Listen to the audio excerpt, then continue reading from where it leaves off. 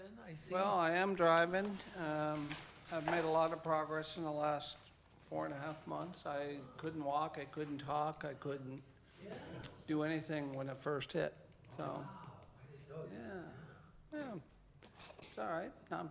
It's not something you go around trumpeting, you know. We're lucky you're Never here. seen Anybody in the wintertime, you hibernate, so. Yeah, hey, I'm lucky it happened in the wintertime instead of now, Yeah. because I would have really been 5:30. miserable. It's But I spent 5:30. about, All right, I'm going to call the 27 days meeting at to rehab. order. Oh, It's yeah? 5:30. We're on live. okay. Okay. Stacy, will you do the roll call? Mrs. DiGiacomo, Here. Mrs. Mills, Here. Ms. Holman, Present. Mr. Timonier. Here. And I'd like to welcome Bruce Schossler, who will be giving us an update on the housing market. Okay, thank you. So, do you want me to jump right into it? Yeah. Or? Okay. These are all residential, single-family statistics. So they don't include any residential income, they don't include any lots and land, and they don't include any residential vacant land. So this is all strictly residential. This is as of 2025, but you can extrapolate the information for 2026 because the market has done nothing but hasn't changed at all, real estate market. So the average list price in 2026 for the county of Ashtabula was $232,800. Well, almost $900. The median list price, which means half are above, half are below, was $189,700. Okay? In the city, the average list price is $185,600, which is significantly below the 232.8 number of the county as a whole. The median list price was 160,000. Okay? We equate a list price in our business as a wish price. You know, it doesn't really mean anything unless you have sold the property. Sold prices are what we really go by. Excuse me while I take the paper clip off. These are all active numbers, and we'll get the closed numbers in a moment. I did the neighborhoods closest to us, closest to the city, meaning Saybrook, North Kingsville, Ashtabula Township, Conneaut. I did not do Geneva. Geneva is pretty similar to us, a little bit higher. The average list price in Saybrook was $239,800, and the median list price was $197,700. So half are above, half are below that number. As you can see, it's significantly more than Ashtabula County. Ashtabula Township, which borders right across the bridge, it starts, the average list price was $155,900, and the median list price was $141,000, let's say. So that's very comparable with what Ashtabula City is doing. In fact, if you go back to number 160 is the median list price in Ashtabula City for 2025. These numbers all reflect 2025, which is the last full year that we had data available to us. We don't try to, I don't get too excited, well, I used to when I managed the real estate offices and trained and managed over 40 agents. I didn't get too excited in January through February, which is the first quarter of the year, because it's always the bleakest. You know how the snow is and the cold weather, and our market really doesn't start heating up until late March, beginning of April. So we would really only have viable statistic for 2026 from April 1st through now.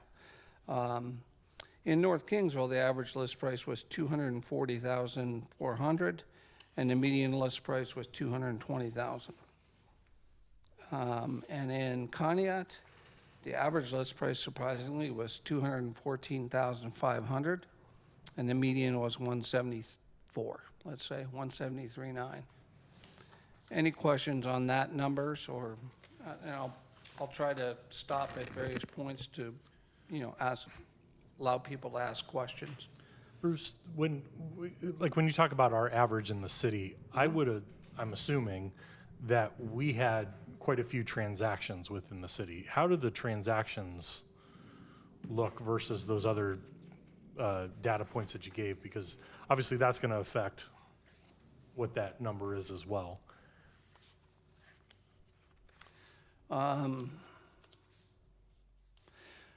There were, let's see, the sold price. There we go. Can I go, you want me to answer that question directly or go Either- through? Yeah. Yeah. Just your opinion. I mean, It's lower, primarily because the housing stock in Ashtabula is older than most of the housing stock in the rest of the county. Most of our housing stock in Ashtabula, there's roughly 8,500 units, rooftops in Ashtabula City. Most of those primarily were built 1948 and earlier. So World War II type era and earlier. Some were built later, but not as many, as you know, not as much growth.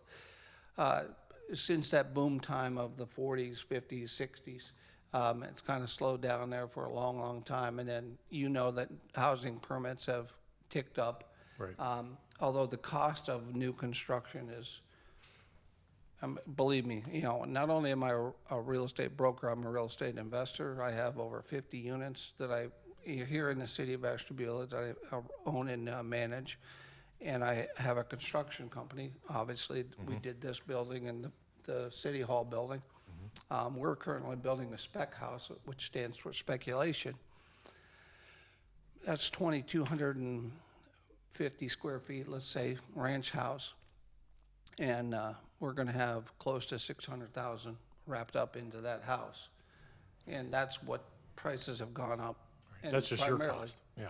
Those are your costs for that It is house. my house, yeah, and we built it for speculative purposes. We don't have a buyer in hand, which makes me a little bit nervous that I have $500,000 or more wrapped up in a piece of property, but that's really what it takes to build a house nowadays, which is why you only see houses going up in Stonegate and Ashbrook. The new house on Carpenter Road, I think that's technically in Saybrook It's in Saybrook, yeah. Township, but, you want to build in an area that's going to insulate your values. If you're spending $500,000 plus on an average house, you don't want to build in a neighborhood that's $150,000, $200,000 neighborhood, because you float or sink based on the neighborhood. When I was flipping houses, and I flipped over 43, 44 houses. I quit since I started building. Our model was always to be the highest priced house in that neighborhood. Jim is well aware of the one on 13th Street. And that sold three times now It has, since we did that. So that was a great investment. Yeah. That was a great rescue of property, but it needed a lot of work. You realize, Oh, yeah. you were in it, maybe many of you were in it, and needed a lot of work. It needed everything. That was our So, second land bank project on West 13th Street, yeah. Yeah. So do you have how many units sold in the city last year? Last year, let's see, close, were 330, approximately 330 properties sold, okay? The closed price average for the city of Ashtabula was 166,374. That's the average, okay? The median is 155. The median is always going to be lower than the average, just because it is what it is. Median means half is above, half is below. Average is all the residential listings, by the gross price divided by the number of listings it sold, gives you the average sale price or list price. How that compares, the county, the average closed price was 211,1. So 166,3, I'd say 166,4 by 211,1 for the county as a whole. How many so our numbers would be included in that county number, Yes. right? How many total transactions in the county? 950.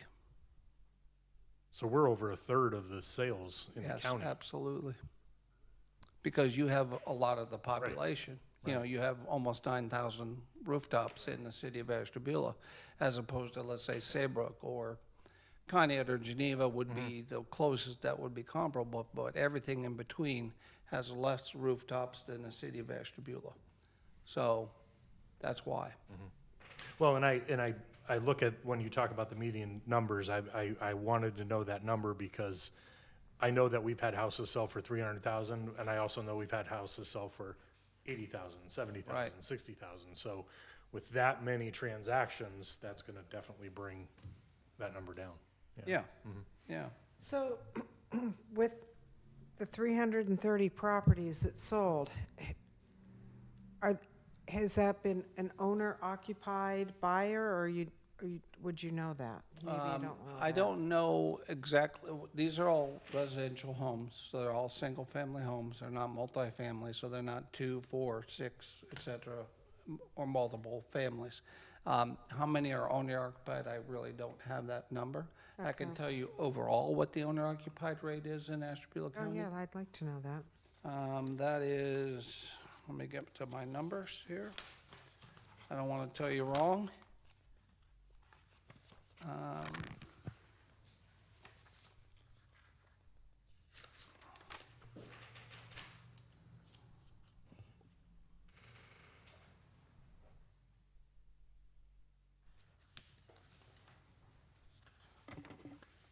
Um, 55.8% are owner occupied and 44% are renter occupied.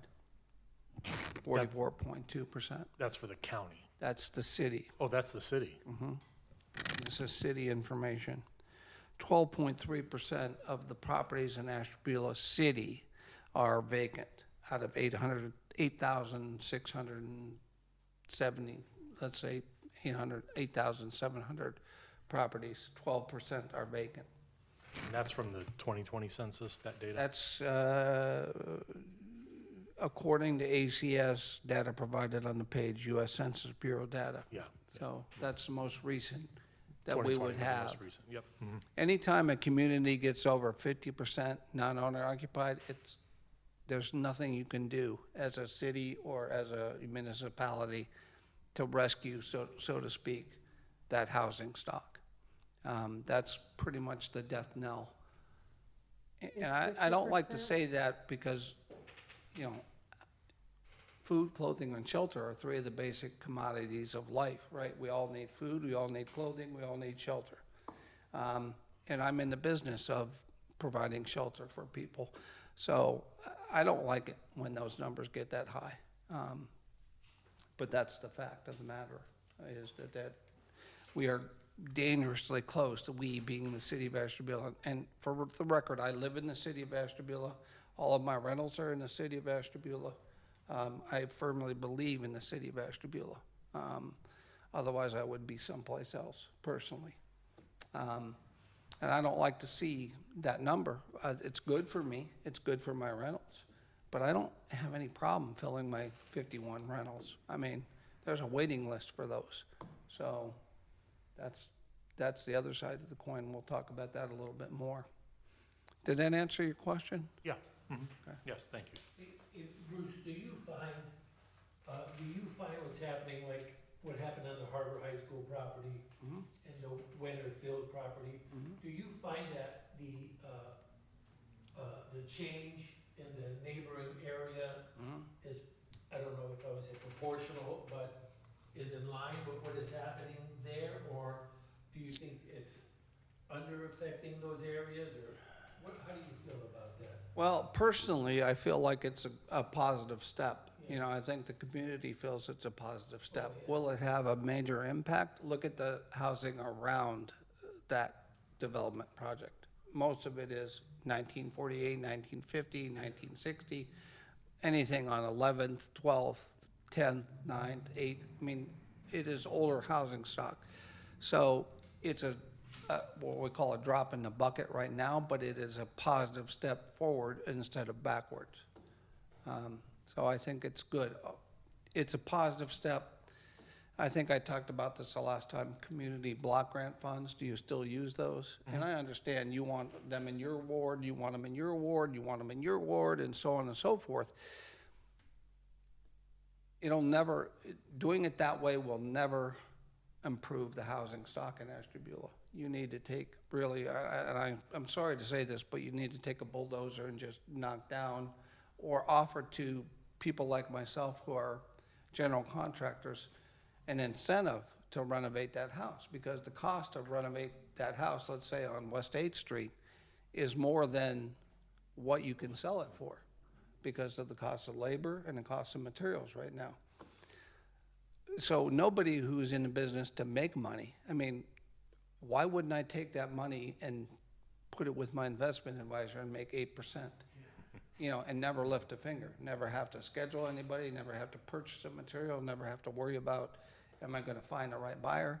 So you have to make it more attractive for those individuals, either by taking a whole block and saying, we're gonna redo this block and use it as the genesis for that ward, or some combination thereof to offer an incentive to a developer to go in there and renovate those houses. Because, again, I'm not going to do it. We're all in business to make money. I mean, although I'm altruistic in a certain sense, you know, there's only one reason to be in business, that's to make money. And if you're not making some money, then, again, why wouldn't I put it with my investment counselor and be guaranteed? Well, we all know what the stock market has done lately, but historically, 8% is a good number to make on money. So, Bruce, can I ask you, for right now, do you have a number, like what's your current inventory of homes available in, I don't know if you have the county and the city specifically, but, yep. because, and I'm sure we're under what is needed.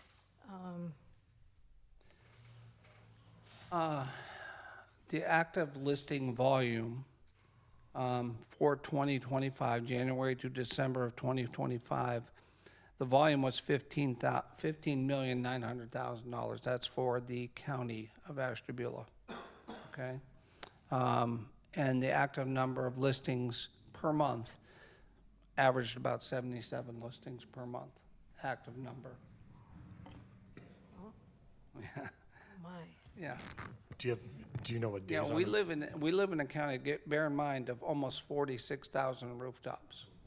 When we talk about our average market being about 1,200 houses right now, 1,100 houses at any given time, that's a very, very, very small number.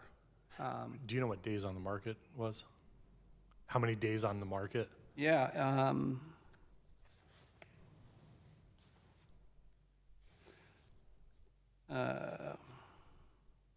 the days to sell on average in the county of Ashtabula was 60 days, 59 and a half days.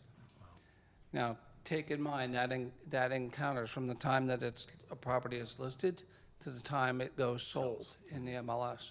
And typically, it's 30 days to 35 days to get a conventional loan and 40 to 45 days to back out any type of a government-sponsored type loan. So if you back those numbers out, the amount of time on the market is very, very small right now, which is a great time to own property and sell property because our values have all gone up if we've maintained our property tremendously since pre-COVID, right about COVID, it started. And most industries went straight downhill. We went straight uphill when COVID hit because people became a lot more flexible in where they could work and live. And we saw a lot of consolidation, like other developed countries have generational living. So grandparents, kids, grandkids all lived under the same roof. And we saw some of that in Ashtabula or in United States as well. That was one of the trends but overall the prices have gone up and the days on the market have gone down. Months of inventory, and this is a number that we track. The NAR says an average month of inventory should be 4 months, 4 to 6 months. You should have, in other words, if we stopped the market today, it would take 4 to 6 months to clear out all of the inventory that we have currently. The average inventory in Ashtabula County was 2.75 months last year. So again, that's just a number that bears out what I'm saying about the real estate market being very, very hot, very, very desirable, very, very, people want to live, they need to live. I mean, food, clothing, and shelter. People need to either, if they can't afford to buy, they have to rent. You know, there's been a lot of discussion with the council and so forth about the homeless issue in Ashtabula County and Ashtabula City. Really, when you break it down into percentages, it's less than 3% of the people in the United States are homeless. That means 97% of people have to have some type of roof over their head, either rent a house or live in a house that they own. So, you know, it is one of the staples of the economy is housing. So having said all that, and we know that we have a shortage of homes available. Yeah, big shortage. Yeah, and so again, I think back to, you know, the disasters that happened after the 2008 mortgage crisis, and then, you know, starting in probably about 2009, 2010 was when we started with a lot of demos, and then we created the land bank in 13, I think it was, 12 or 13, somewhere in there. I mean, I know in the city, just under my tenure, I think we've, with the help of the land bank and everything else, 300 or 400 houses we've taken down in that time. So you take that out of our inventory, and now we have all these teeth in the neighborhoods. And as we're talking about our master plan, one of the things that has excited me that we've gone to some of the zoning conferences, and it's been a hot topic because this has happened all over the country, is infill zoning. So making it easier for these unconventional lots to have somebody come in and build on them, and you know, recreate make it match the neighborhood, the setbacks, the 2-story, whatever's on the street. But getting back to what you were talking about with the cost of building, so we put all these things in place so that we get out of the way of development, and it's easier for people to develop these lots. The land bank's able to build on these lots now. But, you know, just doing the math of the home you were talking about, I mean, you're talking almost $275 a square foot Yes, to build sir. new. So what types of things can we do to incentivize infill housing on these properties? You can sell them to the ultimate purchaser, but in the meantime, take a developer who's going to flip that property, so to speak, and offer them an incentive to do that. Otherwise, they won't do it. So if the house on either side is $150,000 and it costs $200,000 to renovate that house, why am I or any developer going to do that? We're not. That's the answer. I mean, that's the long and the short. You may not want to hear that, but we're not. We're not going to do it. So if you take some of that money that you're given by the government, whether it's community block grant funds or whether it's other private funds, whatever, and say, you know, we'll make, you know, if you want to make 20% profit, that's the average gross profit that a builder makes on a residential property, 20%. So if it costs $200,000 to do, add the 20% on top of that, pay the developer, sell it for the $150,000. And unfortunately, you don't want to hear this. No government wants to hear this, but eat the $60,000 or $70,000. So, But really, it costs you $60,000 or $70,000 to make that property yeah. more attractive So, to the yeah. next person, the ultimate buyer. So right now, what you've really explained is the Welcome Home Ohio program that we have going on. So it's good that that's going on, and we do have some of those going on. But I'm more worried about after the Welcome Home Ohio stops, how do we keep this going? There was another round of Welcome Home Ohio announced. The county did get it, where it's not, the next round isn't in the city, but and it wasn't for the full ask of what the land bank asked for. But you know, those are going to be important when these programs come back up, especially if there's a change in administration or something down in Columbus, that we need to make sure that we're getting in front of these people and saying, these programs worked here. This is the only way that we can get developers to, restock our neighborhoods. I mean, we've sold off a lot of those properties to neighboring houses, but, there's still 100 or so out there that the land bank holds that. It could be That could be, yeah, income-producing properties. I Correct. keep going back to that property on West 13th Street, but it was generating no income Right. for the city of Ashtabula whatsoever. Not in property taxes, not in income taxes, not in anything. And those people that, again, have sold it 3 times Mm-hmm. are generating property taxes, if not income tax, taxes, yep, if not, So you will get the money back eventually. You being the city of Ashtabula will get the money back eventually. It's a long-term solution versus a short-term solution. how important do you think CRA's tax abatements are for properties? So I would say this 2 ways. In new construction, and then is there any, do you believe that's enough of an incentive because we have such an older stock, for people to look at a CRA for renovation? CRA meaning The tax community. abatement, yeah. Anything you can do to lower the cost of the housing is very beneficial. Anything you can do.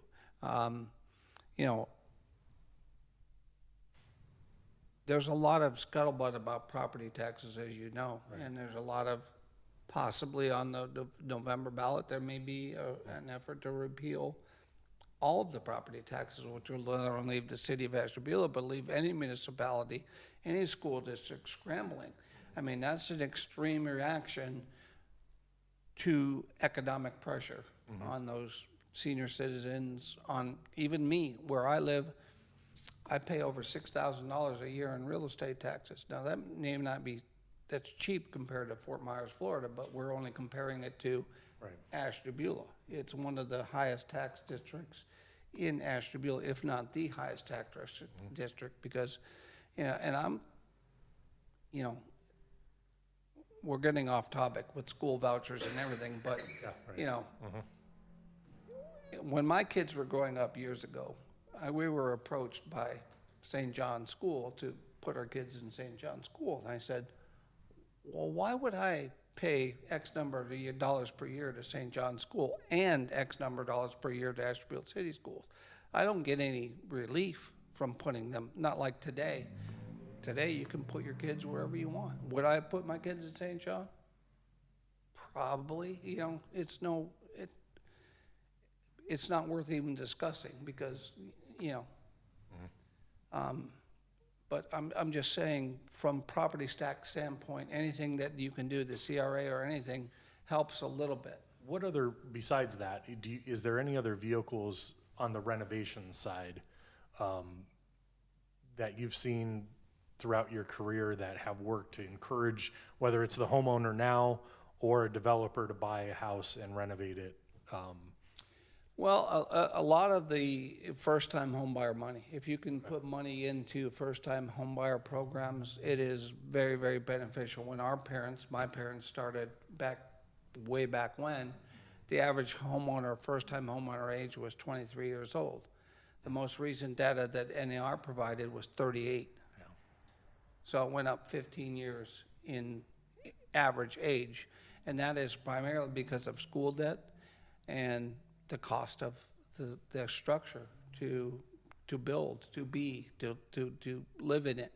And so that quote unquote American dream of home ownership is very, very much, I don't want to call it on life support, but it's a lot more difficult than when we started buying houses, or when our parents started buying houses. My oldest son is going to be 30, but he bought his first house a couple years ago, 27.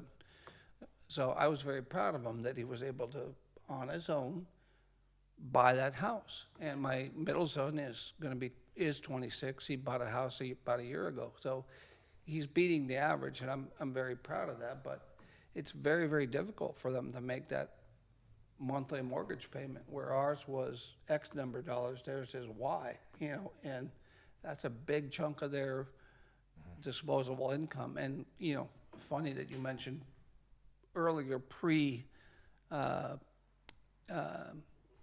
meltdown, the mortgage meltdown.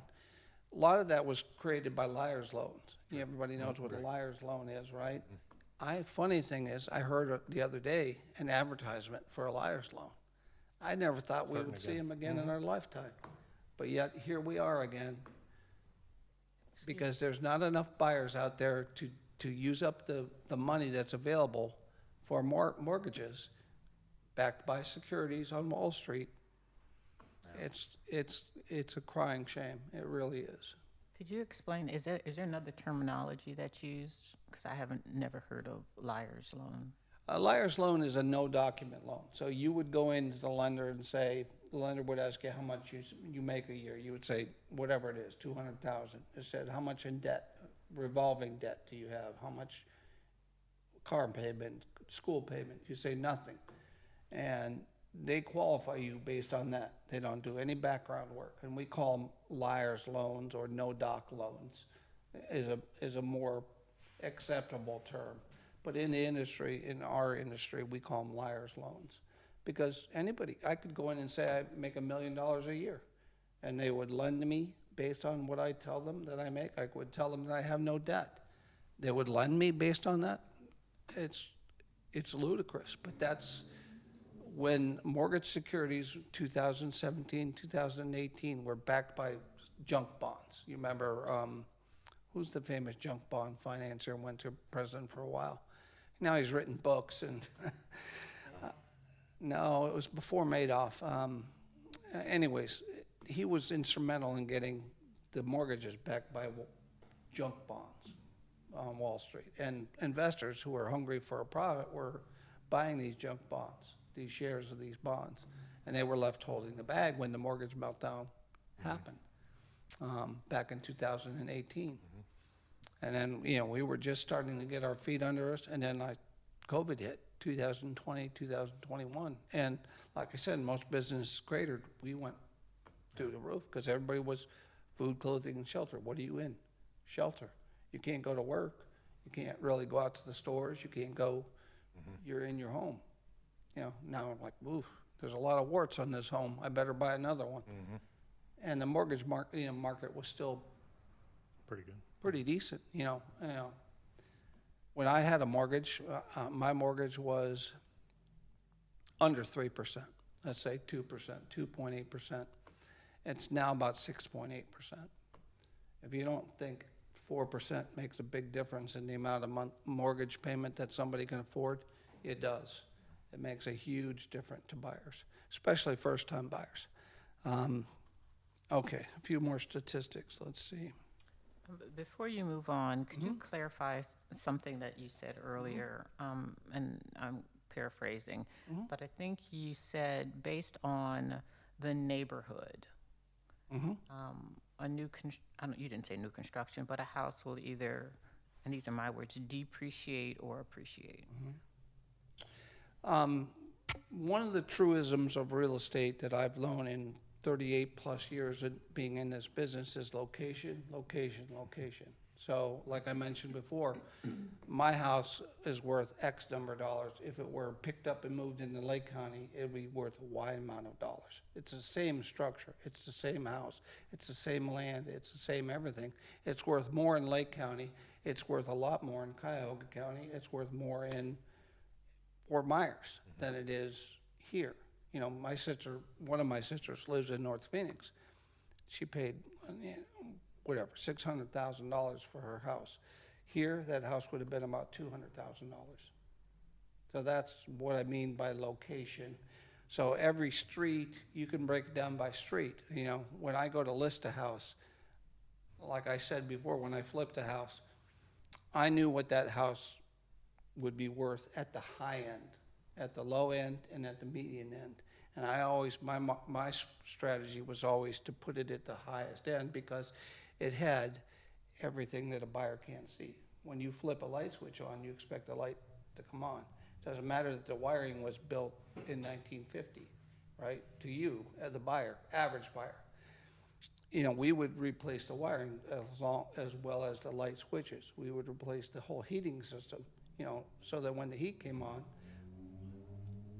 part of it was self-preservation, and I didn't want people to call me back and say, oh, my HVAC stopped working, or my lights stopped working, or my plumbing has sprung a leak. So that, unfortunately, is why I got into the business, and the cost of it was why I got out of the business, because that margin went like this. You can only charge X number for a house, but the margin went like this because the cost of materials. Sheet of plywood, they used to sell for $4 a sheet, is $12, $13 a sheet now. By X number of sheets per house, you can understand why it's $270, $280 to build a house. And when we just went to some people on Root Road and said, this is what we'll build your new house for. And they're like, what? I'm like, feel free to go, because I stand behind what we say. And you've seen our spec house, you've seen the quality of work we do. This is what I'll build. If you don't want to build it, that's fine. I'm not pressuring you to build that house, but this is what it's going to cost, even though you have the land to build that house. It's just that simple. Let's see, days to sell, we talked about the city being 59 and a half days on average to sell. Bear with me because this stroke has really affected my right hand, so if I have trouble getting the pages apart, that's the reason why. Saybrook is only 58.3 or 3.89 months of inventory, so that's good. And these are properties closest to you. The North Kingsville takes a lot longer to sell, 126 days on average, but it only has 1.6 months of inventory. So you can see the lack of inventory that we have based on the amount of, and again, NER says 4 to 6 months, 4 on the low end, 6 on the high end. That's what we call a balanced market. There's enough inventory to meet the demands of everybody. There's not enough inventory right now, no matter where you go, to meet the demands of buyers.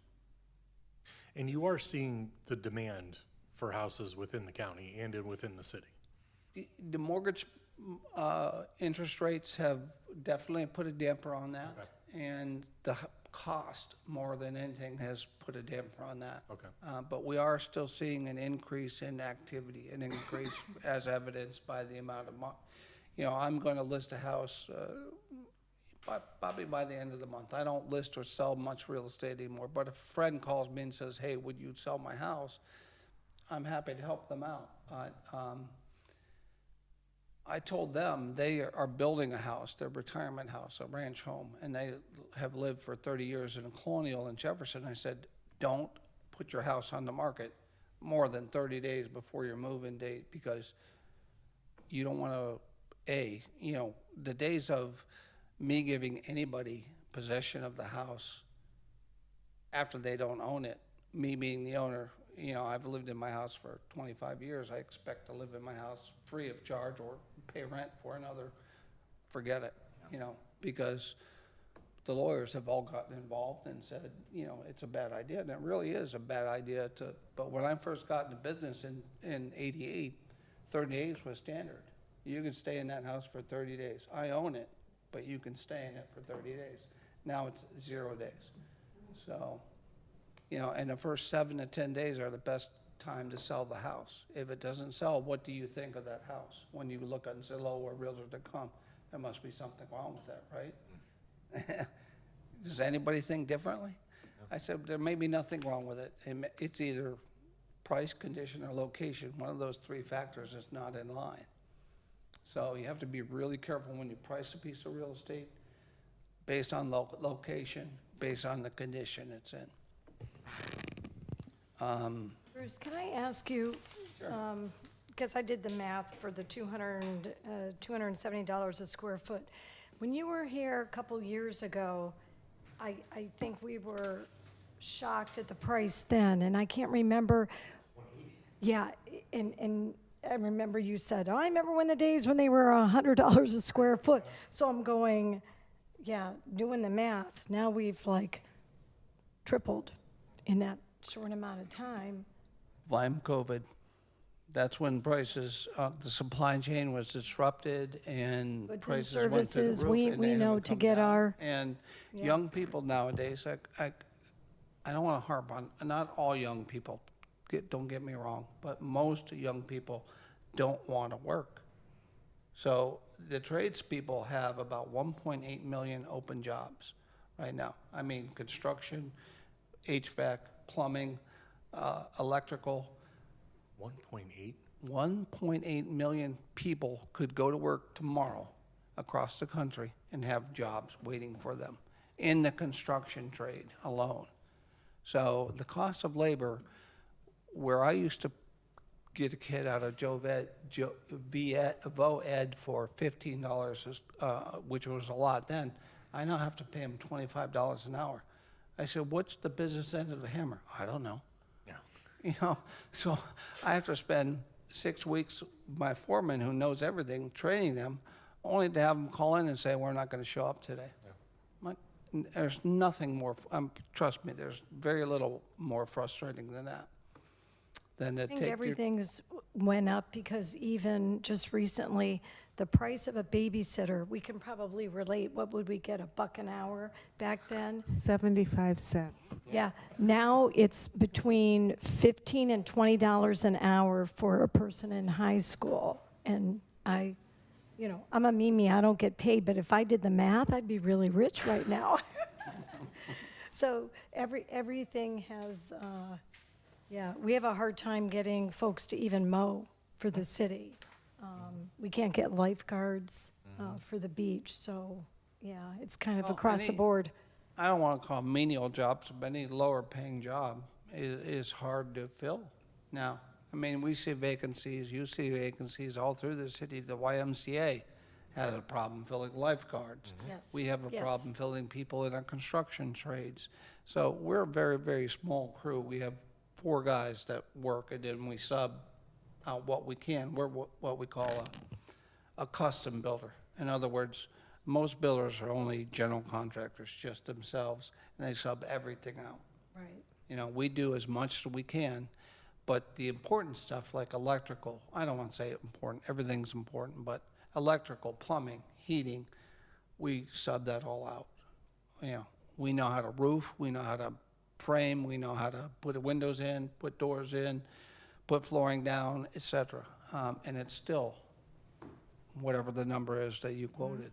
And we knew going in, we went into this eyes wide open thing, knowing that we were going to be in that range, but it's still,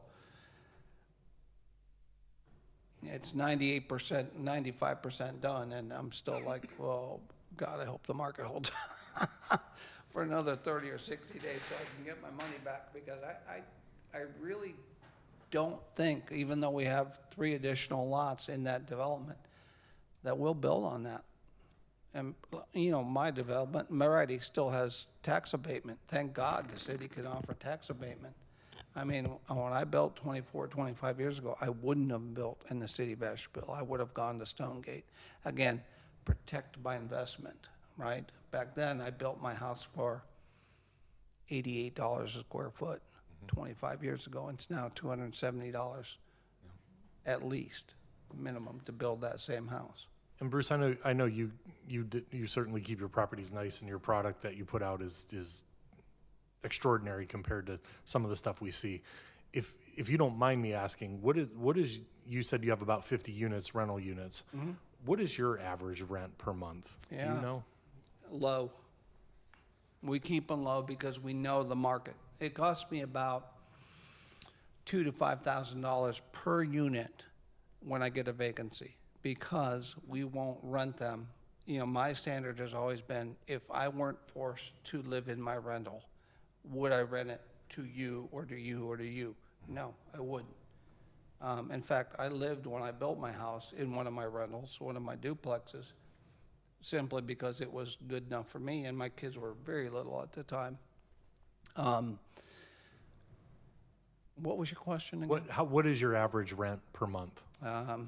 My highest rent is $1,000 a month, Okay. and that is for a two-bedroom unit. The average rent, the average two-bedroom rent since 2020 has increased $505 per month. Wow. So 37% increase, the average rent in the United States. Let me see if I can find the numbers here. I'm a statistics guy, so the average two-bedroom rent for fiscal year 2025 is $1,811 For a two-bedroom? nationwide for a two-bedroom.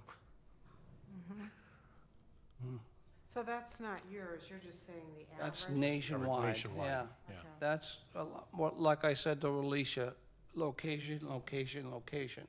Everything, I have one of my middle son's friends lives in a Phoenix suburb. He rents. He pays $2,700 Oh, sure. for a two-bedroom. And the only way he can afford it at 26 years old is to get a roommate to rent that other bedroom out. That's the only way he can afford it. Well, and- $2,600 a month. Can you imagine that? Yeah, you guys have heard, us discuss this, and some of the areas where we would never think in the city, there's houses that are renting for $1,200, $1,300, $1,400 a month. Yeah, we're easily 30 to 50% under rented, but my vacancy rate is less than 2%. And that's only 2% because if you turn the keys in on June 1st, it takes me the month of June to find another renter or to renovate that property if it needs it, paint it, put new carpeting in it, new flooring, new cabinets, God forbid, that kind of thing. That's the $2,000 to $5,000 number. So to me, having a lower vacancy rate and not having to spend that money is worth it to take a little bit less at the beginning. Plus, I know that a lot of my tenants are on fixed incomes. So, Fuller Drive is an example. My lowest rent there now is, and I've raised it, is $575. My highest rent is $1,000. It should be $2,000. Probably, yeah. And it's just, where do we live? Yeah. How do you keep it occupied, or how do you help people out? I mean, I'm a Christian type person, and it's hard to be in this business. There are a lot of landlords that are ruthless out there that will rent it for whatever they can get and won't put money into their property. We put on average of $65,000, $70,000 per year into our properties. You don't find that very often. Not to toot my own horn, but my partner and I, Steve, don't live on that money. All that money goes in the bank, so to speak. Any profit we make. So we're fortunate in that respect, but a lot of mom and pop landlords need that money. That's their source of income. So they charge what they can charge and keep it in bad shape, as you know. Does anyone else have any questions for Mr. Schassler?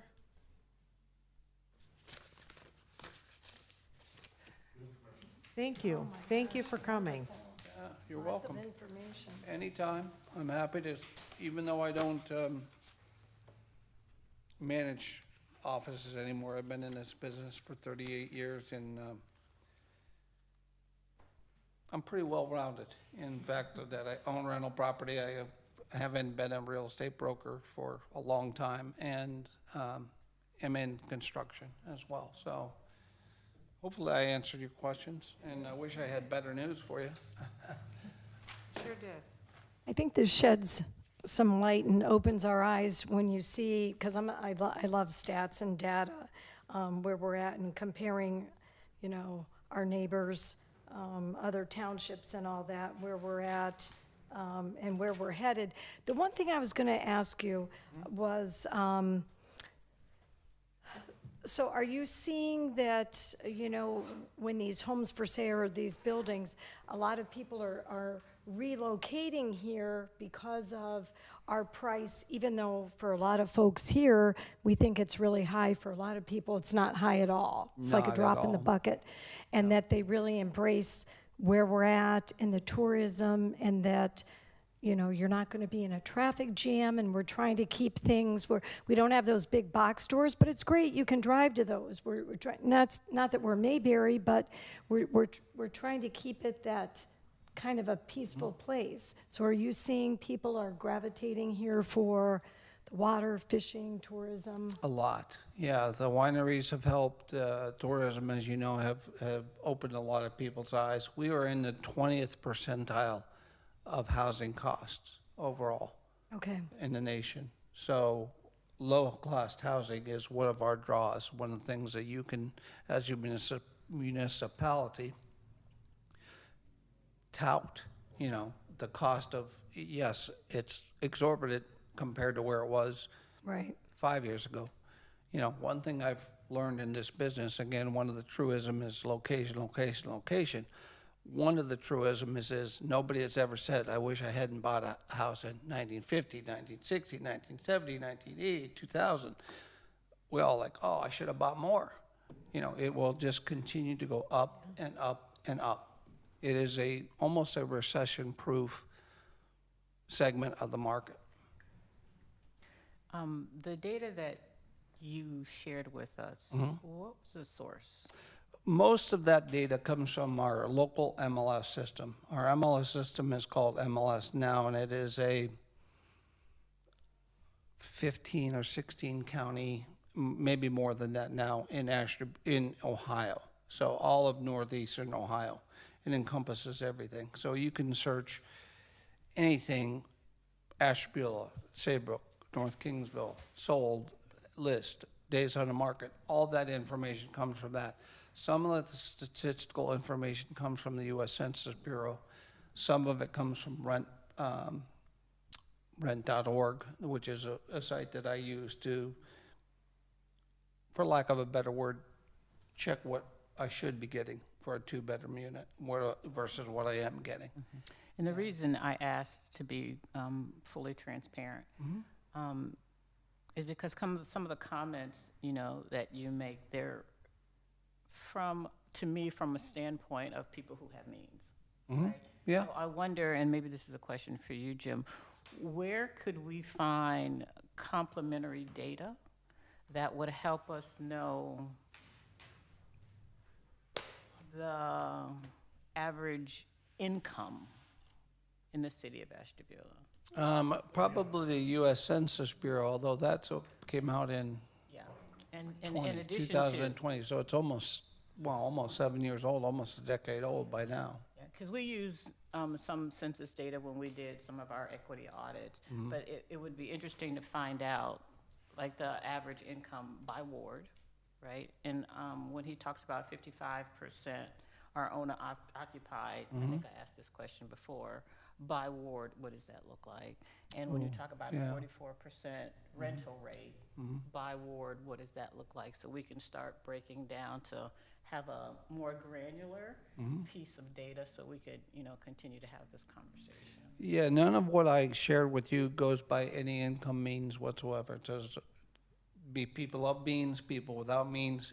None of that matters to me. It's just strictly black and white, sold versus sold price, list versus average. You know, none of it is broken down. I mean, in that statistic, do more people with means buy houses than don't buy houses? Yes, of course they do. Unless there are programs that help offset some of those costs. Exactly. Yeah, and I encourage you to, because, it's gone from 22, 23 to 38 now. And that's the most recent NER statistic of the first time, because they do a profile of home buyers and home sellers every year. Yeah. And that is of last year, 38 years old was the average age. I expect it to go up because 38 years for the first-time home buyers? first-time home buyers versus 22 when your parents or my parents bought. And that kind of goes along with, so I guess, first off, that goes along with kind of what the data or the statistics that come out nationwide, where the younger generation right now is into renting versus owning because they can pick up and move and, you know, they're finding a place to live before they're finding a place to work. And a lot of it also comes into, like we talk about the trades. These kids don't know how to fix anything anymore, where we used to be able to buy the house and we, you know, I went in and replaced my water heater and replaced the deck and replaced this and patched the roof on my first house and, you know, fixed the fence, where, you know, you tell some kids to go get you a Phillips screwdriver and it's like, what? What are you talking about? So I, you know, we see that trend of the younger folks renting a lot. But I guess my second question to you, and I was just thinking about this, when those statistics you give from the MLS, that's just houses bought and sold, right? Would that And include listed. that wouldn't include the new construction then?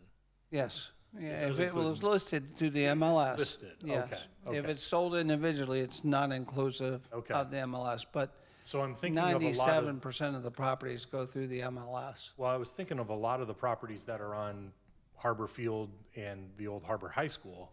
I think that builder sold directly. I don't think there was a broker with that. Yeah, Harbor Realty, did Jennifer they? Bender Oh, okay, Bertone, okay. handled a lot of those because Okay. she has an in with that, whoever built that. But Okay. I still don't know how they built a house for less than 300,000. I've been in some of those houses and I'll reserve judgment on that because this is not the time or the place to do it. But in 10 years, those people won't be happy that they live in that house, unfortunately. We'll be long gone by then, but in 10 years, they will not be happy because those houses are built not to my standards, certainly. I mean, they may pass code, but there's a lot of things that pass code that aren't necessarily good. And I understand your hesitation from saying too much, but I was wondering if you felt that way because of the quality or because of the appreciation, Thought what value way? of the house in the neighborhood, that they wouldn't pass your standards. Quality, mainly. Yeah. Again, when I built the spec house, if you go out to the spec house and look at it, it's got 2x6 exterior walls. Is it required to have 2x6 exterior walls? Code says 2x4. What's the difference between 2x4 and 2x6 exterior walls? Insulation value. What's expensive nowadays? Gas, electricity, water, any utility is gone through the roof as much as real estate has. That's just one example of the difference between what is code and what I consider to be good quality. And that's why my houses cost $270+ a square foot. But when you move into that spec house, you won't be calling me in my lifetime. I mean, I'm 100% certain of that. It's the best product that is available at that price point, similar to my flipping philosophy. It's the best product at that price point. Yes, it might be $180,000. Yes, it might be $220,000, but it's the best money that you're going to spend. And part of what I do is educate buyers. You know, my boys all know that it's more than just flipping a light switch. It's what's behind the wall. So when we build, we take videotape of everything. So, you know, 80% roughly of the American population can't see past that wall. If I said this dais is going to look like this out of a room that it looked like before, you would go, okay. We did, yeah. Yeah. You're like, you can't see that. So I haven't marketed, even though my house is 95% done, I haven't marketed to the general public simply for that reason. Because when you walk in, you can't see the stainless steel appliances. I mean, we're not talking about moving walls and constructing things and so on and so forth. We're just talking about basics, and most people can't see that. And I understand that. I'm fortunate that I'm able to look at something that's two-dimensional and go, oh, it should look like this. You know,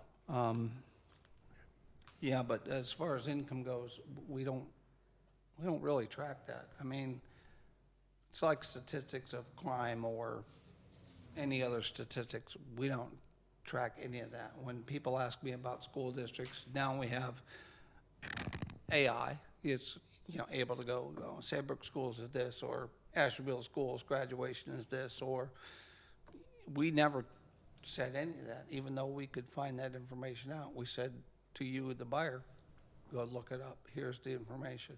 I don't want to get in between that information and you. I want you to make your decision. If you can't make it solely on the property, then make it on the location of where that property is. Okay? Thank you. Yeah. Thank you very much. Absolutely. I'm going to You enjoy can my be- granddaughter. Yep. Thank you so much. Thanks. Were you going to pass your cards out to anybody? I thought I- Oh, yeah, at the beginning, I passed them out. You're welcome to one of them.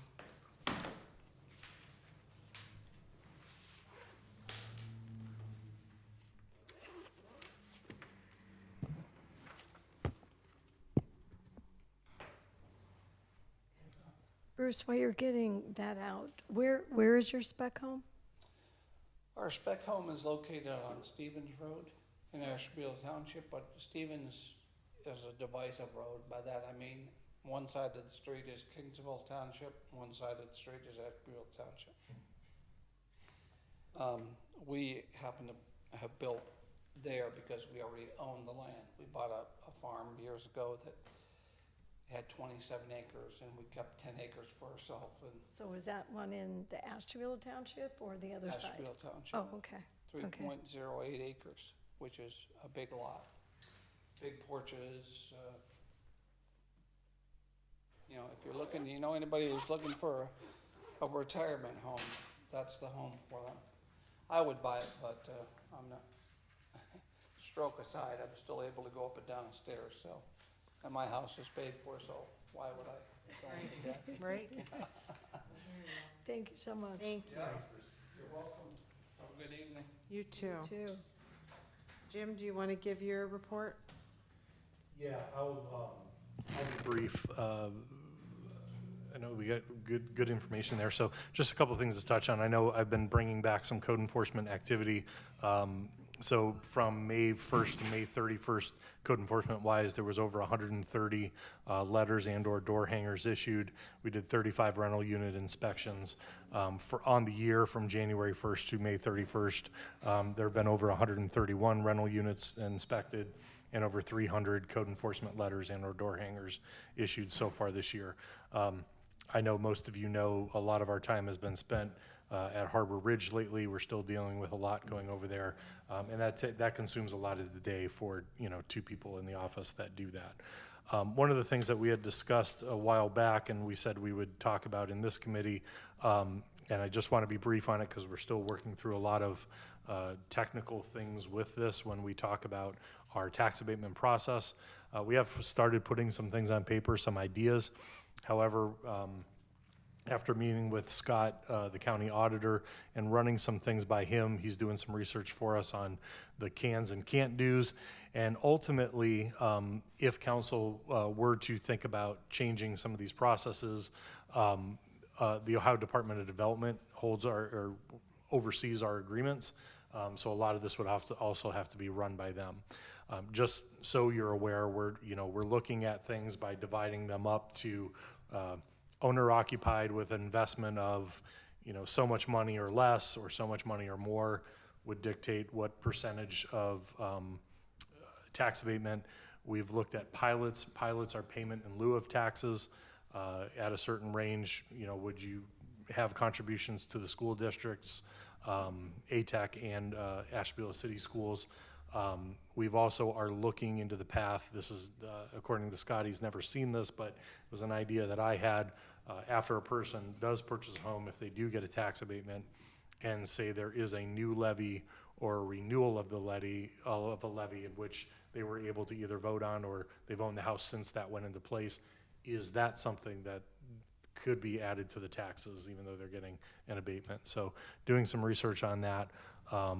breaking it down to long-term rentals, less than market rate, above market rate, short-term rentals, which would be your Airbnbs, commercial facilities, depending on the number of employees, and then, of course, talking about renovation. We spent a lot of time talking to the county auditor about renovations because, as you know, if you're putting a new roof on, putting windows on, and maybe a new front door, yes, you probably invested a whole bunch of money in your house, but you didn't actually increase the value. You did a lot of maintenance. So he's going to come up with a list for us of, here's probably a minimum investment we'd want to see, and here are the things, if you're going to do it, that will increase the value and make it worth a tax abatement.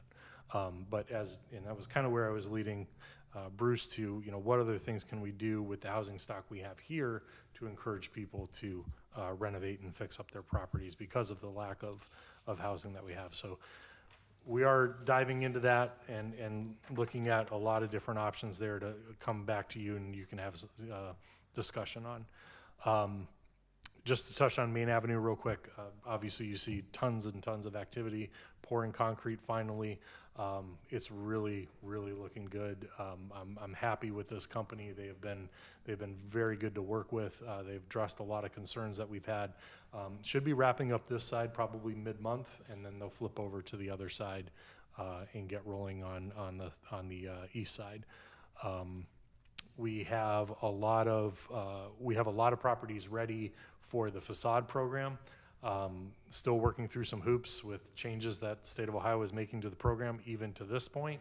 But we're getting through all those. We're getting ready to sign contracts or have the owner sign contracts with contractors on a lot of projects. I think we even have some bid openings coming up this week for other projects. So we're starting to see the light at the end of the tunnel, and I don't think it's a train anymore. I think it's actually, coming to fruition with the project. So, and then of course, just a lot of stuff, a lot of balls in the air all over the city with construction. So with the downtown project and the sidewalks, would you say like mid-July it should be all the way done? I think it's more August, and actually I think we have August in the contract.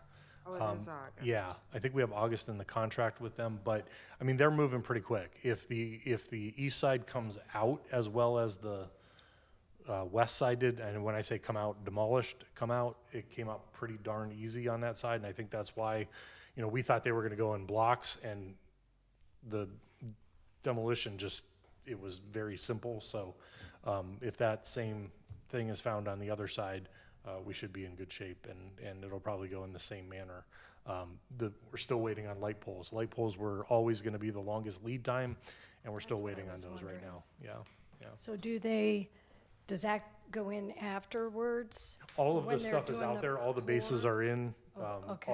All the conduit's been laid. The wires run, and so yes, as soon as the light poles show up, they'll pop them in. Yeah. It hasn't affected the concrete part of the project. Right. Yeah. And So- those are going to be those cute ones? They'll be similar to the new ones that were in the parking lot on Bridge Street, the newer parking lot on Bridge Street. They'll be that style. Okay, Yeah. okay. I think there's 23 or 24 of them. I can't remember. Does anyone have any questions for the manager? I have a question and a comment. Someone asked me, are we getting new planters on Main Avenue? I don't know if that was the city or if that's ADDA. That was Yeah. ADDA, and right now they've just been moved off of Main Avenue, so all the ones that were there will come back. So not the planters on the ground, hanging from some poles. The ADDA did do the hanging baskets, and I think those were just done every year by the company who sells us the flowers, sells the ADDA the flowers. If I'm not mistaken, the poles will have flower brackets and banner brackets on them. So Oh, the new poles come with it? they're options that you have with them. So I'm pretty sure we ordered them with, and they also do have a receptacle on the top of there. So if we wanted to do like, the hanging snowflakes or something like that, there'll be electricity up at the top that we can plug into. And we'll have a sound system too, right? I don't believe there's a sound system, no. Oh, There was a sound system years and years ago. It was actually run out of the chamber when I was there. Chamber, yeah. But I don't think that's been operational for a long time. It has been a while, but I just wondered. So it's not, so I lied when I told people a new sound system was coming. Yeah, that was never in the plans. Okay. That would have been a whole nother trench of conduit, because you can't run that in the same one you run power. So that would have been expensive to run. Okay. Will there be any security cameras anywhere on Main Avenue? So ADDA also has, I think they've already have a contract with a local company to install cameras. That when we were able to put new poles into the project, that was put on hold because the new poles were coming. So yes, they have scouted out areas where there will be cameras on Main Avenue. Yes.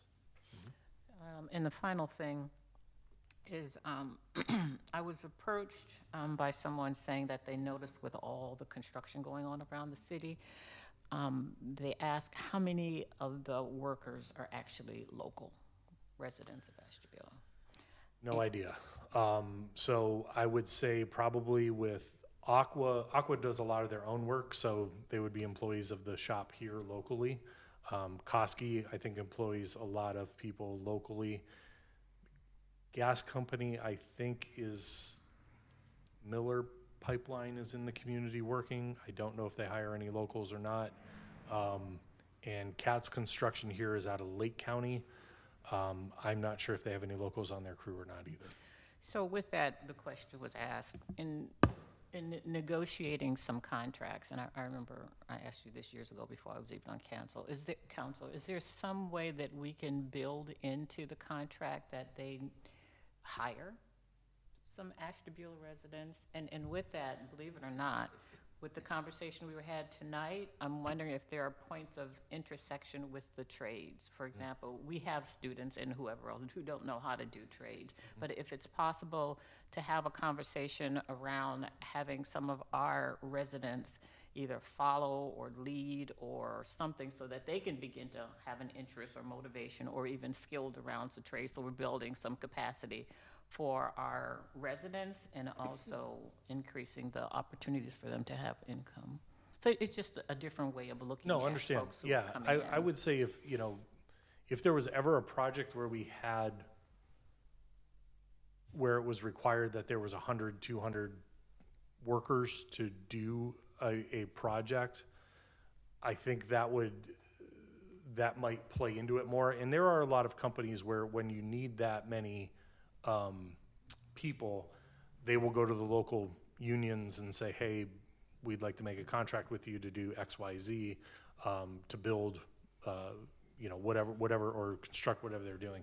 In cases like this where, Katz Construction is a small company, they have their own crews already. Koski Construction already has their own crews. Miller Pipeline, I don't think they're actually hiring outside of who they already employ.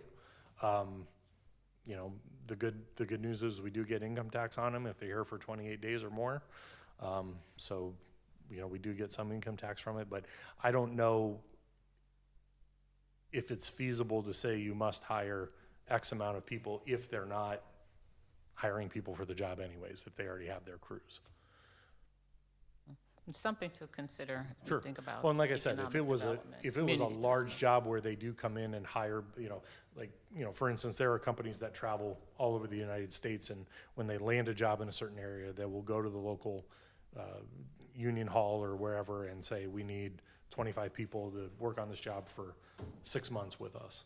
Or they'll go to the local trade school and say, we need this many students to come and work. I don't think we've ever had a project of that magnitude that would require that to happen.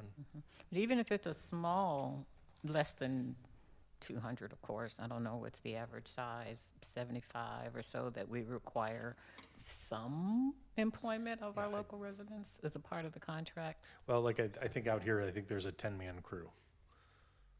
So, for Main Avenue. So I totally get where you're coming from. I'd love to see something like that. I'm just saying in the projects that we're doing, small dollar, even though it's $1 million, it's a small dollar amount in the construction world.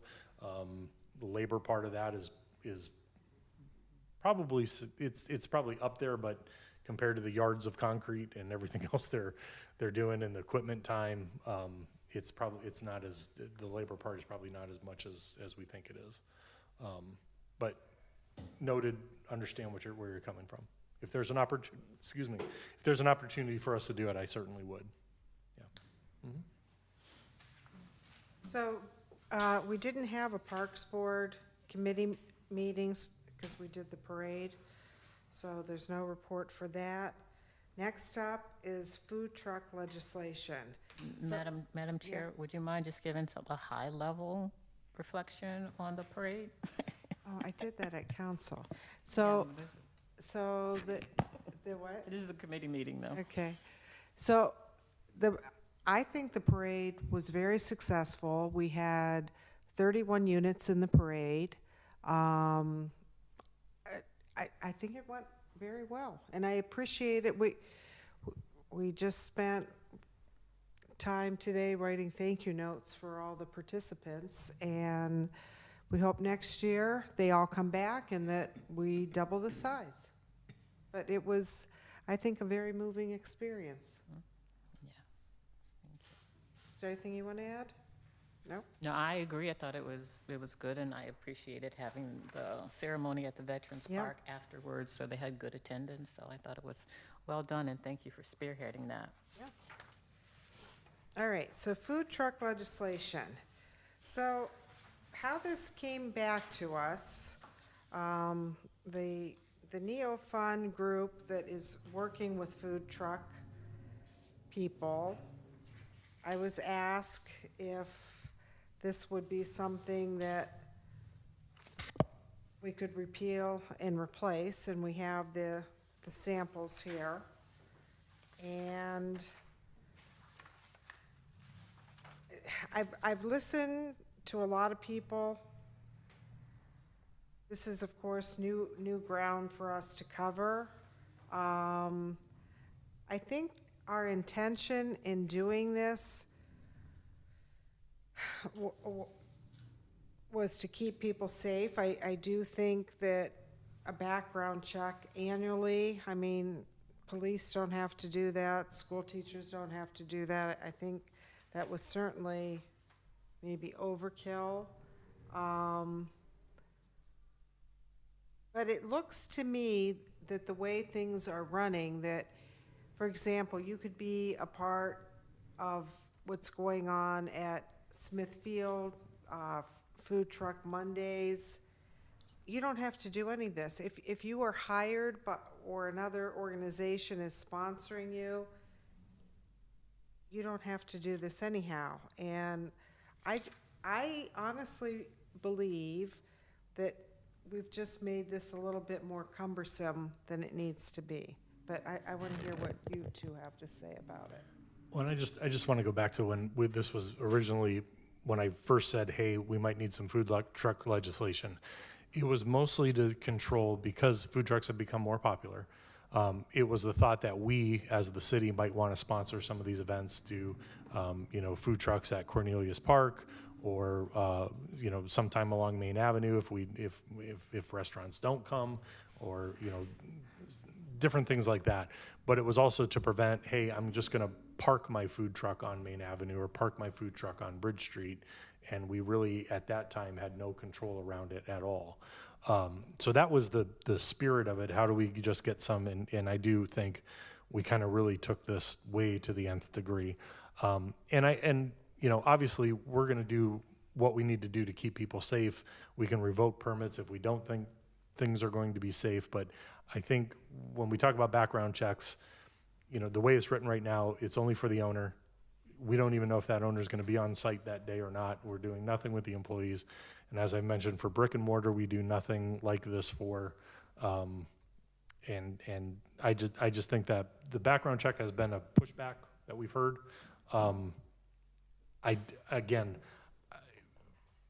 My goal was if we had 6 to 10 of these that signed up with us, it was wonderful. I don't think we were going to get more than that, but I really do think we complicated what is out there right now. So that would be my 2 cents on it. Thank you. I would like your permission to read an email. Okay.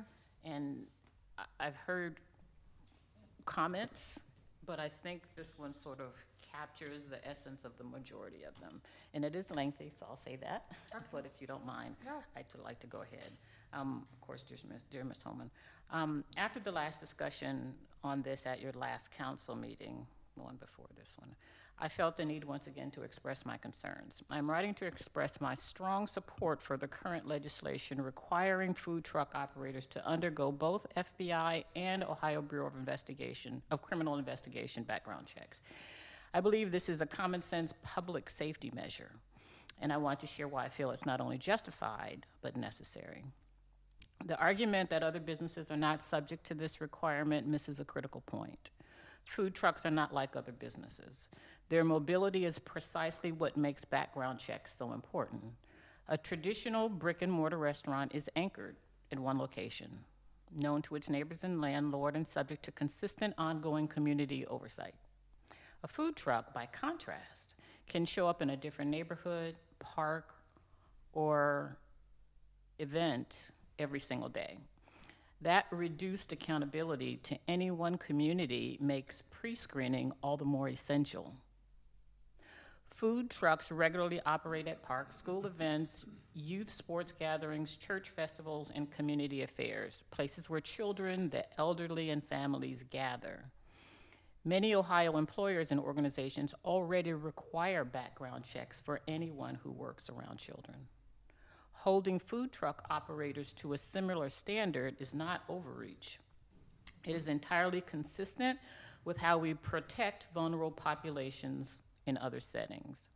I would also point out that this requirement actually benefits legitimate food truck operators. When a customer walks up to a food truck, they have no way of knowing who is running it or where it came from. A city-backed vetting process builds consumer trust and elevates the profession. Operators with nothing to hide have nothing to lose and everything to gain from the credibility this screening provides. The dual requirement of both an FBI check and an Ohio BCI check is also important to keep in mind. The Ohio BCI check covers state-level criminal activity, but the FBI check captures records from all 50 states. Since food truck operators may have relocated from elsewhere, an Ohio-only check could miss prior offenses entirely.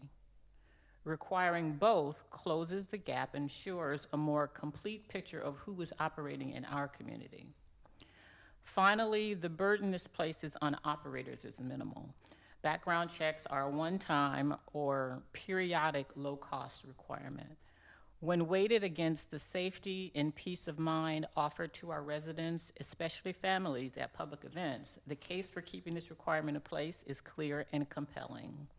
I urge the council to maintain this legislation as written. Our community deserves to know that those serving food at our parks and public events have been properly screened. Thank you for your time and your continued commitment to the safety of our city. So as I said, I think it sort of captures multiple perspectives that we should consider. And I happen to be in agreement. I know. I think we got those too, because I got an email like that too. I think, Mr. Manager, and as you were saying, if it is, say, some kind of a function, I'm not sure, so would like a wine and walleye or something, if it's sponsored by the food part, you know, the one at Smithfield, somebody's putting that on. So that owner is not doing that. So is there like a, and So just, I guess there's just a couple things to say. So again, we don't have a community where food trucks are just roving around and going everywhere and doing everything. I doubt food trucks, I don't think we would, actually, I think it says it in the language that you have now, like they can't just pull up to a neighborhood. Like we would give a permit to just roll up on East 42nd Street and say, just go park your truck there and sell. I don't think the legislation allows us to do that. So, saying like a roving around the community is not really a thing. And when you look at food trucks, they go to events or pop-up type events where other people are going to be. Or, like I've said, in larger communities, yes, they'll have, I want to set up at this spot because there's a ton of traffic or whatever that case may be. Yes, as you said, Wine and Walleye, Beach Glass, the Mount Carmel Festival, because that's all on private property. If a business says, hey, I'm going to have a food truck for an event, that's not permitted by us. It wouldn't have to be permitted because you're being invited to a property. I guess, I understand where people are coming from and wanting to know, but I don't think I've ever been to a location where there's been food trucks or any other types of vendors where I've wondered if the city has vetted that person. And I haven't, I'll be honest with you. I haven't walked up to a food truck and said, well, I don't see a sticker. I mean, it's just, they become commonplace.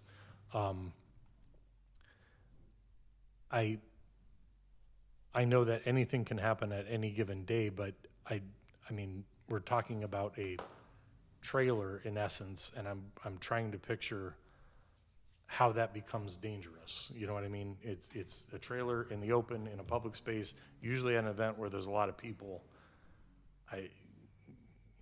And again, I think there is some merit when you talk about going into a store versus this. There certainly have been stores that I've been in going, whoa, this ain't a place for me. So I think there is a lot of very good points made in that email. But again, the food truck community that we have here in the city, we're not talking about 50, 60, 70 units. We're talking about probably 13, 14 that we have here now. And they're a pretty tight-knit community. So you guys, I don't want to beat this all up. If you don't want to do it, fine, don't do it. But I think it's, especially doing it every year, I think that's burdensome. Well, it's more than what's required of teachers or police officers, for sure. I know when because we had lots of meetings about this, I mean, it's not like we came into this lightly. It felt like it dragged on, but we wanted to try to get it right. So I remember when we were first going with all the employees, and then we narrowed it down to the owner only, which it could even be that the person who owns a truck isn't even there on a given day, But they would be held responsible in some way. Right. And I remember, Responsible whether there's a background check or not. I mean, they're going to be held responsible. right, And Jim, your point, our local folks are a close-knit group. That could be the case, but without something, then who's to say that people from out can't come in and join the food truck community and people we don't even know from the outside? I was wondering too, because when Catherine discussed before, she said, so you get a background check, and what are you going to do when something comes up? So my question is, would there, and we don't have anything in here, it says that we get it, but then what happens if there's like a red flag on that? We never got to that other drop-down part of that would say, okay, you're this, so we do this. So let me ask you this. I mean, she's not here, but I'm not sure of the answer. So if there was a red flag that showed up, then would we have to bring that back to somebody else or whatever? Because we don't have those things listed as. If this comes up, then it's revoked or... All good questions. All good questions. So And then it because gets back into, what we hear in the community about second chances, and are we giving, now are we discriminating because they have something in their past? And, Right. What level are we looking at? Because a lot of stuff can come back on a background check. We talk about hiring practices and not looking the other way, but again, second chances and people that have paid their debts. But then, in this case, we're saying, no, except for food truck vendors. For the owners. Yeah. I'd be curious to see if other municipalities have sort of disentangled some of these pieces and how they, We did look at a lot of, There were a lot, you guys did yeah, this but for to a long Jody's time. point, are there some that, if there are red flags, then what happens if there are some? What's the recourse? Do we just turn the blind eye? Do we or examine it? what red, I think, quite honestly, the whole intent when this started would be, We talked about the Sexual ice and predators. the ice cream trucks. We were, that that's was the where, whole thing. where it started from. Yeah, I recall the conversations. Well, and again, I mentioned this before the meeting, but, you pull up the maps that are available, and the unfortunate reality is there's hardly a street around, not only in our community, but in several communities, where you won't see a pin. I mean, it's wow. kind of scary. When you look at the maps of, what are they? Oh, the sexual predators? Sexual predator, yeah. Mhm. So. And I'm not justifying that as a, trust me, I'm not. Yeah. Yeah, But I have my own that's personal feelings and opinions about that, but, an important one, too. So let me ask, in my opinion, there's two things here. Do you feel an annual thing is too much, given that it's more than teachers are required or police officers to do it annually? So for teachers, if they stay within the same district, they don't have to take it, but at the out, is it? I'm not sure. Is it? I think it's every 5 years for background check. I think it's when they get their license renewed. Isn't the license for At the 5 very years? beginning, we certainly have to. We don't have access, but after renewal, I don't know in Ohio. I think I thought it's when Carla's the- taught for over 10 years. But I don't think it's, think what- she's don't had to go don't their back. state license renew every 5 years? I don't know this Because I think you have to get it at every, At the county, we had to every so many years. I remember that. And if you were to change districts, you certainly have to have them over again, no matter. Okay. Every district you go into, you have to have it done. So do we think that annually is too much? I personally, I do think it is too much.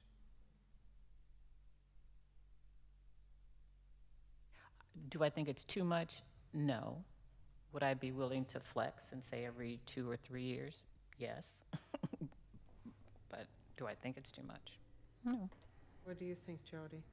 I don't know there's another tracking mechanism that goes on that one too, because you could have a new food truck coming up, and then is it according to when they do because isn't it April 1st to whatever in the legislation?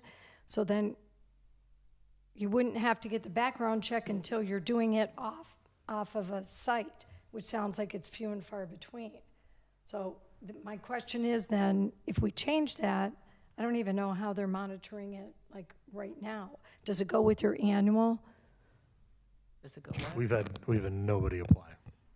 So, because we've had nobody come in and inquire about it. So right this now, point. we've had nobody has done this. I mean, it's out there. Because you can work anywhere as long as somebody else is sponsoring Correct, and not have to do this. correct. So we've made. So again, when I so we've originally did made- this, it was to get a little bit of control around people just showing up in public spaces. So we made red tape that is ineffective. No, isn't it too soon to say it's ineffective? Because we don't know. This has only been, I don't know how long. So what data or evidence do you have to show it's ineffective? If I said the city's going to sponsor a food truck park day at Cornelius Park, here's all the things you have to do, I don't think I would get anything. If I went to one of the local organizations and said, hey, sponsor a food truck park day in Cornelius Park, get fill out your permit, which is free for just holding an event, I think they would, as we've seen, get a bunch of them because they don't have to go through what we put them through. And for that reason, I think the cost offsets it, because even one event would offset the cost of a background check. But that's what I'm saying is either going through all of that or not, if it's sponsored by a church organization, a nonprofit or whatever, They of don't course have they're to not going get to pay. the- They don't Yeah. have to get the background check. And I think, didn't we change it to just the owners, because Catherine had kind of said, so if you're going to do all these people, and if you got something, then what are you going to do? Which we get into that gray area of what would you do? And it would have to be fair across the board. So it's, I mean, I'm willing to, it sounds like it's a bunch of red tape. I don't want people to think that we don't care about the people that are serving the food. And like the manager said, most of these are these group events and all that. And you're going there to buy a meal in a crowd. I mean, But all of them aren't in a meal. It's not just a meal, and all of them aren't in a crowd. well, I'd be willing to go towards what Mrs. DiGiacomo and Mr. Timonier, if it would make the events right now are not needing it, so I'm on board with that. Some guardrails, some hoops are better than none. I'm just saying that's my opinion. I'm not disputing, I just made my own opinion. I'm saying No, that's fine. some And I- conditions are, depending on what the conditions are, better than none at all. Do you guys feel ready to vote on it? Yes. Do you feel ready to vote? I recommend repealing that. And just having no background checks at all. Correct. I just feel like we're making red tape, and having been a business owner, I hated red tape, hated it. But that's my feeling. Yeah, and I personally, I don't know if, I don't see it as red tape. I see it as a precaution to help protect our vulnerable populations in our community. No, I understand those, I mean, it's a tough, this is not an easy decision. So are we ready to vote? If we are want to repeal it or not? You know, isn't it just up to us? I mean, the more of the community doesn't Well, have an opportunity. Go to council. It'll go to council from here for a vote. Okay, so there's more opportunity between the first and second reading for the public can weigh in. Yes. The next council meeting, you would request that it be repealed. It wouldn't mean the ordinance would be drafted unless you wanted it drafted for a first reading at that meeting. But, oh, it is? To repeal it? Oh, okay. So you would request to bring it to the floor, and then whether you have the first reading there or at the first reading at the next meeting, but I would certainly do 2 readings if there's going to be discussion. Yeah, I think 2 readings is appropriate. That gives people a chance to weigh in. Okay, so do you want to take a vote? Okay, so we have a motion to repeal the background check requirement from the food truck legislation made by Me. Mrs. DiGiacomo. So we need a second. I'll second. Okay. Right, we're gonna, yes, okay. And Mrs. Mills second. Mrs. DiGiacomo, Yes? Mrs. Mills, Yes. Ms. Holman. No. Okay. So the last thing that we have, and I think everybody got did you get a copy of this?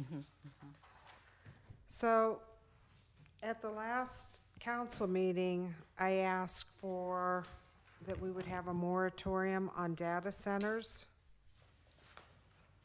And this is a sample copy.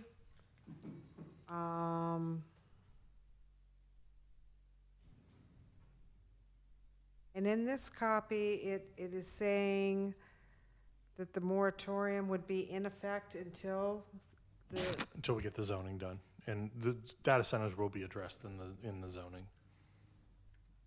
it will be addressed in the zoning?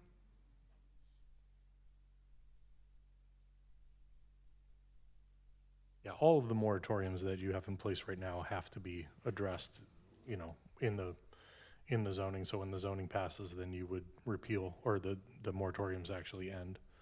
Yeah, So when is the zoning going to be done? probably not till next year, beginning springtime, somewhere around there. So after everything, if we wanted to continue the moratorium, what would that look like? It wouldn't, because if you recall, the solicitor was pretty clear on there had to be a update to the master plan or the zoning being evaluated in order to put moratoriums in place. And a lot of the legislation you look at, they're getting away with it by saying council will evaluate. We actually took it to the nth degree and said, we're not doing it until we have the processes in place, which that's fine. I think we did it the correct way. But I've said this before, I'll say it again. First off, and I want to make it very clear because I think I'm getting misconstrued on this one. I don't believe a data center within the city is a good thing because of our density, and we just don't have the room for it. If a data center came along and even wanted 50 acres, most of them want a minimum of 100 acres. There are much better things that we need in the city than a data center. So I don't think, and again, there's a lot of data centers sniffing around Ashtabula County right now, projects. We are not one of them. I mentioned to you, the years back when we did the request for proposals for the old city hall, but again, that was a very, very small type project. But that has been it. So I see this as more ceremonial than I do of actually having any consequence, because we just don't have what they're looking for. But I do support it because, like I said, I don't think a data center is beneficial for the city versus what we need for the land use and what we're doing with our master plan now for land use. I think there are much better uses for our land than taking up with data centers. So, Mr. Manager, so if we did this moratorium, then it definitely would come up in this master So plan now. in the zoning, my guess is you have to allow for any type of business to have an opportunity.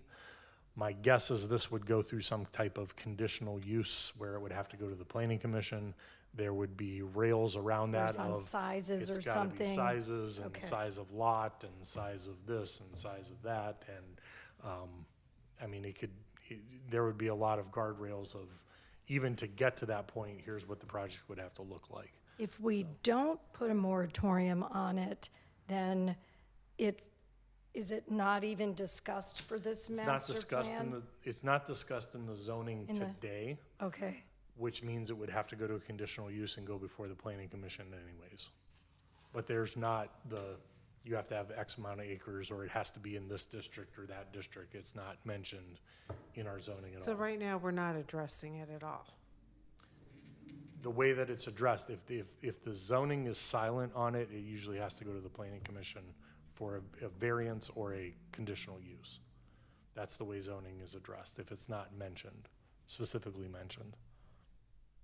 so it sounds like doing this is not a bad thing, it's a good Well, thing, and, it doesn't, again, because we have nobody looking around, and again, Right. I don't think it would happen here. It doesn't hurt, doesn't help, in my opinion. It sends a message, I think, to if anybody's looking, like, Yes. don't look in the city. But, and sends a message to the community where we're at on, well, I think that message we should be, feel. I think that message should be sent in communities that actually have the acreage and that actually are entertaining data centers. I think people are Again, worried. we're not one of them. Yeah, yeah. It's sort of like when you get the electric car, the hybrid car, and it's something new. And so I think because there's a bunch of, people are squawking about it, and they're very concerned that they're looking at it and taking stock on. And I will say there's, obviously it's just data center bad right now.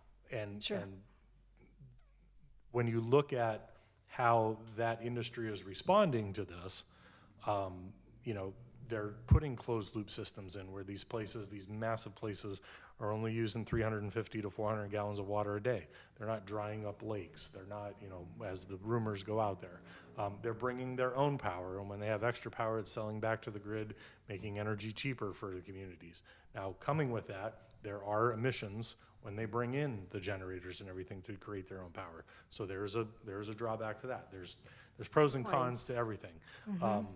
I would like to actually go Noise. visit a data center. I It's- don't know they're that I've ever massive. witnessed Yeah, one. they're massive. Yeah, they're massive. They're a lot. And, they don't ask for tax abatements, and when they get their tax bill, it's huge. Well, But I- again, I make it very clear. I know it sounds like I'm speaking on the pro of it. I do not want to see a data center in the city, and I don't think we have what they need to make it work here. But if council feels comfortable doing this and wants to do it and send a message, great, let's do it. I really do want to Okay. do this. But And let's we not need make to it a take food truck vote. legislation. Let's just do it. So I'm going to make a motion that we adopt this moratorium. I'll second. You want discussion?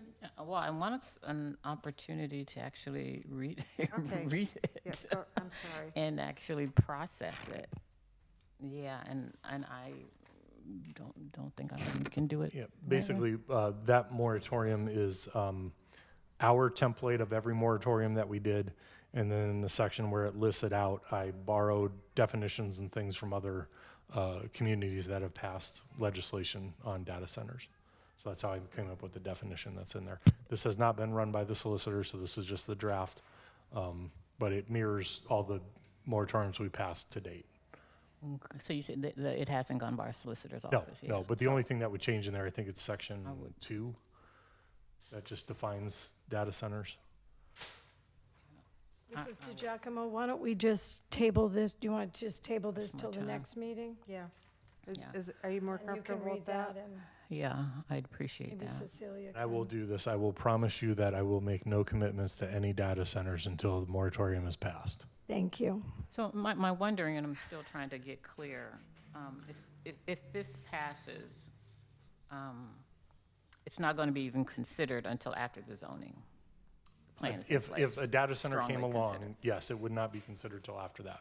Um, But within that zoning, which council will have to pass, you will be able to see what those conditions would be if one were to come in that they would have to meet. So where, as our city manager, do you mind sharing where you stand on it? I don't want you to. For our city, I don't think a data center is feasible. I don't think I would not entertain one, especially the massive ones that everybody's concerned about. If they were a small boutique one that did not require generators and could just work off the grid and didn't require the water, like, again, what this project would have been on Main Avenue, where you wouldn't have known anything that, there wouldn't have been the sights and sounds of, data centers are kind of loud too. They hum with all the air conditioning and the motors going. If it was just again, the one that we were talking about here was more for local companies that are sending their data overseas now and storing it. Because that's what's happening. When you buy your Amazon server spot, you have no idea where in the country, or even if it's in this country, where that data is being stored. We're all affected by a data center. The email that the city uses, it's in the cloud. It's on a data center somewhere. Your iPhones, everything we do is a Data center isn't just AI. It's no. Data center is anywhere data is stored. Yeah, and the reason I asked is because I'm thinking about it long-term, not the short-term. And I'm not sure, I don't even know how much time you have on your term, honestly. But if someone else should Sure, come and- in, and we right, always look they at may that, have a yes. different position. So that's what I'm thinking, how can we And put? that's why it's very important when the zoning comes out that those guardrails are in there. You know, maybe even for the city to consider a data center of X amount of size, they must have 200 acres. I think you've pretty much limited, a data center would never come here because there's not 200 acres anywhere. Well, don't they go into neighborhoods and just plow them down? Well, yeah, but you can't. Like, I mean, like, our neighborhoods are residential. They would have to be rezoned, which means they would have to go through planning commission and council. Oh, I see what You know, you're saying. it's not like, okay, we're just gonna buy that neighborhood and go over there. No. And we can be specific. If we wanna actually mention data centers in our zoning, we say it's gonna be only in heavy industrial. And I can tell you, we've taken heavy industrial, when you look at that land use map, what is heavy industrial today is now here. So, you know, those aren't the things we're going after anymore. And we're making it harder to get into those things so that we don't get the chemical plants anymore and we don't get the stuff that we don't want to have. My perfect community is a lot of really cool businesses, local moms and shops. And when it comes to the manufacturing, I think that real sweet spot is 200 or less employees. If Ford wanted to come here, that's great, that's wonderful. If they were gonna say we're gonna employ 1,200, 2,000 people, that's wonderful. But we all know what happens eventually with those companies that big. And when something happens with a company that big, it decimates a community. We can handle 100 people being laid off. We can't handle 2,000 people being laid off. So, you know, when you talk about what the perfect community looks like, the big business isn't something that I'm interested in. But again, that's me. Yes, I wasn't even thinking about, so those big ones and how many people are employed there. So too, data centers so- don't really employ a lot of people, Right. but the people they employ make a lot of money. Yeah, They can be remote. It can be remote, yes. so we'll table this? Yeah, I think so. Is everybody comfortable with tabling it until Sure. next time? Sure. Okay. And do we have any, so that was part of the new business. Is there any other new business? Just a reminder, tomorrow is the last public meeting on the master plan. It'll be at ARMC Hospital in the new section. If you walk into the new building, you would turn to the right down the hall. It's in the meeting room there. Excuse me, and there will be another survey going out to the public as well after tomorrow's meeting, 6 o'clock. Since there was mentioned that there was a low receiving rate of the surveys, will the strategy or the approach be any different? I don't think so. I mean, we had it on our website. We had a lot of people pushing it out. We made paper copies, brought them to the libraries. The first survey we did was a decent response. It was better response than this company has had in a lot of areas. The second one, for some reason, I don't know if it was because it was during the holidays, but that one was much less of hit. This one is more, these are the final touches of the plan. What do you think? It's not as cumbersome as the last one, so this one might get a little bit better rate, but we'll do our best to get it out there. And I'm wondering if there's a broader strategic approach to getting more responses. And I also heard, I don't know if it's true, that not so many of our, I don't know what generation label it is, but not so many of our younger folks. I mean, we have a stable older community that's going to be responsive. But if we can do some outreach toward some younger families or younger folks. The hard be with sure. this one is the schools aren't in session right now, so we were able to get those to some teachers, and they did it as part of their class last time, so school's not in session with this one. But, you know, besides paying for ads, which, yes, we can kind of control where that goes, we did see a lot of responses that, you know, were people that, when they click the boxes, don't live here anymore, but did live in Ashtabula, and here's what I want to see, come back to my hometown kind of thing, if you went through those data. So I don't know if I want to limit it to kind of the thing, but if we're not getting a good response, we'll see what other ways we can do it. But, you know, social media is king, and that's what we've been trying to push out, so. Be We incumbent did on all of mention you to it keep Monday, sharing it. and I made sure to tell everybody, if you went to the first one, the second one, or whatever, each one is different. You know, it's important. Been sharing it on Facebook and encouraging people to come. So hopefully we'll get a good response. Mr. Chairman, I would ask for everybody to take a look and see what Juneteenth programs that are happening in our community and to support at least one of them. Is there any that you want to mention specifically? There's only one that I actually know of, but I'm hoping, and I probably shouldn't say this, that there's going to be something at the Hubbard House. I don't know if anybody knows. I don't know. I haven't heard. But the one that I do know about is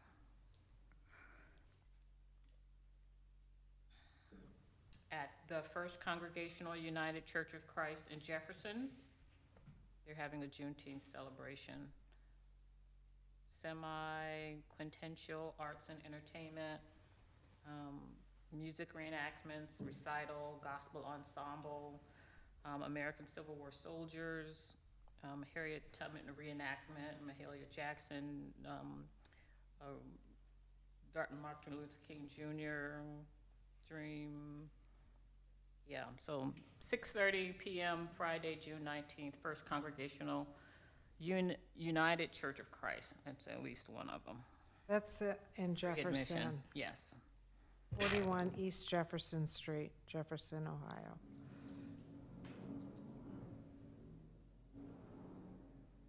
All right. Is there anything else? You want to announce our speaker for our next meeting? I want you to, because my brain is drawing a blank. If folks are interested in learning about emergency preparation in case there's a disaster, there'll be someone speaking about that. And also, she'll probably share some results from a community assessment that they took, report back some of that data. So, help me recall, what was the name of the organization? What was the name Something for our Northeast next Ohio. speaker? I didn't even bring the card with me. It's in the email. I don't. I know yeah. it is. Asheville County Emergency Management? No. Is it there what? Asheville County Emergency Management?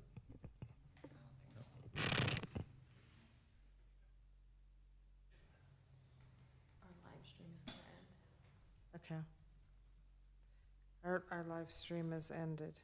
It's ending. Ending.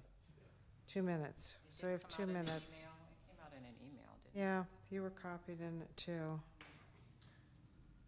Hard time finding stuff on this thing.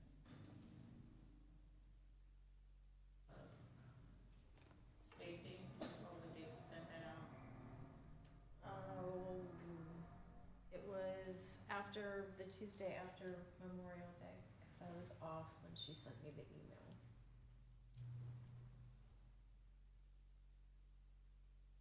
We can announce it at council, June 15th council meeting. Northeast Ohio Emergency Resilience and Preparedness Council, I think. Yeah. The Northeast Ohio Community Resilience Center is putting that on. Okay. Is that helpful? All right, that's it.